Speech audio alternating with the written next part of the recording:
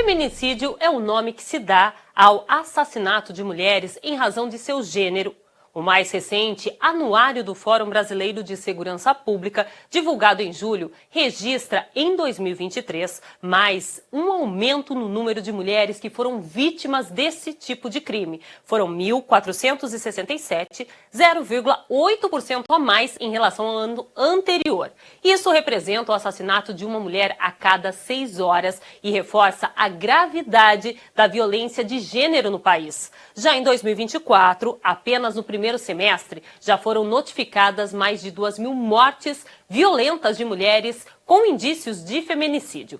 O presidente Lula sancionou, sem vetos, a lei que aumenta a pena para o crime de feminicídio. A punição era de 12 a 30 anos de prisão e passou a ser de 20 a 40 anos. A nova lei cria um artigo específico no Código Penal para o assassinato, motivado pelo fato da vítima ser mulher. Aumenta também as punições para o descumprimento de medida protetiva e para a violência doméstica contra as mulheres. O Congresso aprovou a lei em setembro. O número de vítimas cresceu cerca de 10% em comparação com o mesmo período do ano passado e quase 70% das vítimas de feminicídio foram mortas dentro de casa em São Paulo. O dado faz parte de levantamento do Instituto Sou da Paz, que analisou 120 casos no período. E para falarmos mais sobre este assunto, eu converso agora com João Pedro Drummond, advogado criminalista. Boa noite, doutor. Seja muito bem-vindo ao RF News.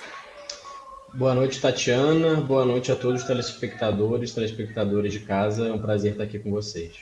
Doutor, eu gostaria que o senhor explicasse para a gente quais são essas principais mudanças introduzidas pela nova lei. Perfeito, Tatiana. Você definiu muito bem, né? O feminicídio ele é o ato máximo de violência decorrente da misoginia. Né? O ato definido na lei como matar a mulher pela condição do sexo feminino, muito frequentemente atrelado à violência doméstica.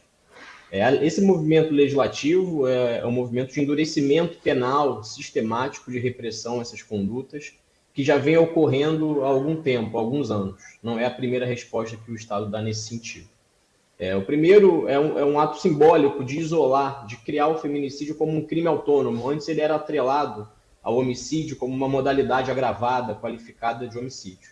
Então esse simbolismo de criar um crime específico, dá um impacto maior. A pena também, como você bem destacou, foi bem dilatada, passa aí uma pena mínima de 20 anos, uma pena máxima de 40 anos, que é a máxima permitida pela Constituição.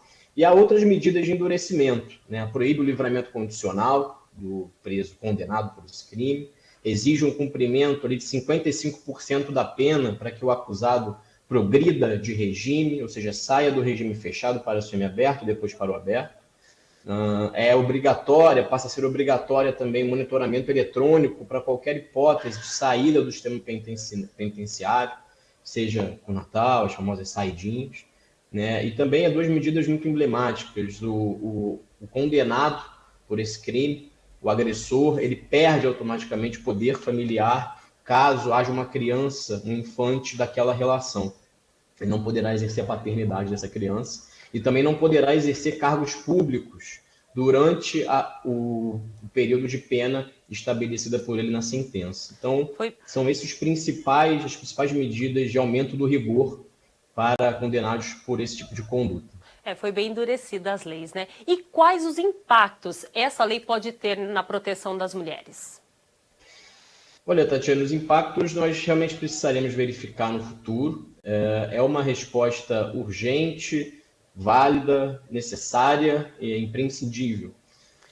Mas é uma resposta que não pode simplificar um problema que é extremamente complexo e multifacetado.